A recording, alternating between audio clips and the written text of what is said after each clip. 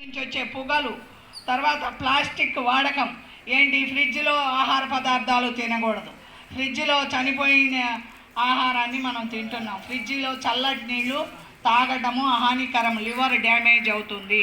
ఫ్రిడ్జ్లో నీళ్లు తాగకండి. Cool drinks, దాంట్లో ఒక్కసారి కూల్ డ్రింక్ తాగితే మానవ శరీరంలో ఎముకలు అరిగిపోతాయి, తర్వాత అది క్యాన్సర్ వస్తుంది. థమ్స్అప్ కానీ కూల్ డ్రింక్స్, ఎన్ని కూల్ డ్రింక్స్ దాన్ని అందుకని కూల్ డ్రింక్స్ అంటారు. అవి హాట్ డ్రింక్స్ కింద లెక్క.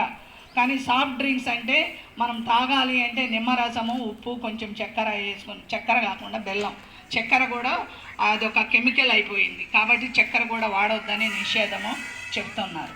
కాబట్టి మనం ఎంతవరకు మనము నార్మల్గా మనకు దొరికేటువంటి నీడ్స్ని ఉపయోగించుకొని వాడుకోవాలి. తర్వాత మద్యం అధికంగా తాగే వాళ్ళకు వస్తుంది క్యాన్సర్. తర్వాత మసాలా అన్నం, బిర్యానీ, ఇంకా ఏమేమో తింటారు కదా, రోస్ట్ చేసినవి ఏంటంటే ఎక్కువగా మాడినవి, అన్నం మాడిన ఎక్కువగా రోస్ట్ చేసినవి తినకూడదు. దానివల్ల కూడా వస్తుంది జన్ను సంబంధమైనటువంటివి.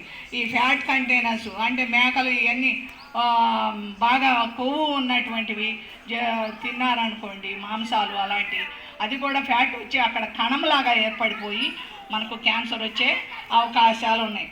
ఒకటి కన్నా ఎక్కువ ఇతరులతో సంభోగం, ఈ స్త్రీ కానీ పురుషుడు కానీ ఒక ఆమెతో కాకుండా ఇద్దరు ముగ్గురితో సంభోగం చేసినప్పుడు కూడా క్యాన్సర్ వచ్చే అవకాశం ఉంటుంది.